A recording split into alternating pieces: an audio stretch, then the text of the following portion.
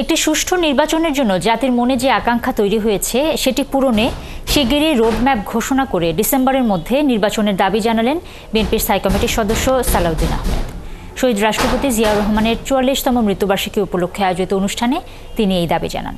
নয়াপল্টনে দলের কেন্দ্রীয় কার্যালয়ের সামনে আরেক অনুষ্ঠানে স্থায়ী কমিটির আরেক সদস্য মির্জা আব্বাস অভিযোগ করে বলেন, প্রধান উপদেষ্টা বিদেশে গিয়েও বিএনপির বিরুদ্ধে বিষোদ্গার করছেন। আরও জানাচ্ছেন সুফিয়ান ফারাবী।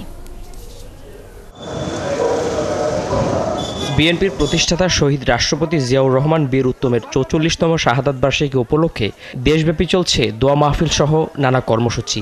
এরই অংশ হিসেবে দলের কেন্দ্রীয় কার্যালয়ের সামনে অসহায় ও দরিদ্রদের মাঝে ঈদের উপহার ও খাবার বিতরণ করেন দলটির স্থায়ী কমিটির সদস্য মির্জা আব্বাস। কেবল একটি দলে ডিসেম্বরে নির্বাচন চায়, বিএনপিকে উদ্দেশ্য করে জাপানে দেয়া প্রধান উপদেষ্টার এই বক্তব্যের সমালোচনা করে তিনি বলেন, তার মুখ থেকে বিএনপির বিরুদ্ধে এমন বিষোদ্গার প্রত্যাশিত নয়। দেশ বিনির্মাণে বিদেশিদের নয়, বরং দেশের মেধাবীদের কাজে লাগানোর দাবি জানান তিনি।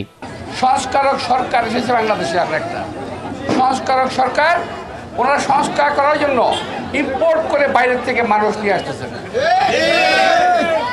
যারা এই দেশের নাগরিকও না, এই দেশের প্রতি তাদের মমত্ববোধ নাই, এই দেশকে তারা ভালোবাসে না।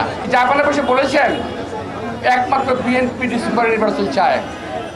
এর জবাব আমি বলতে চাই, ডক্টর ইউনূস সাহেব, আপনি স্মরণ করে দেখেন তো, ডিসেম্বর নির্বাচনের কথা কিন্তু আপনি প্রথম বলেছেন। এদিকে আরেক অনুষ্ঠানে দলের স্থায়ী কমিটির সদস্য সালাউদ্দিন আহমেদ সাংবাদিকদের বলেন, দেশের জনগণ ডিসেম্বরের মধ্যেই নির্বাচন দেখতে চায়।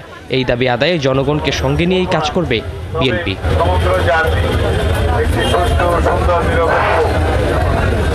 নির্বাচনের জন্য অপেক্ষমান, এটা আপনার বোঝা উচিত এবং খুব শীঘ্রই একটি সুনির্দিষ্ট রোডম্যাপ প্রদান করবেন নির্বাচনের মধ্যে, আগামী ডিসেম্বরের মধ্যে জাতীয় সংসদ নির্বাচন উপলক্ষে।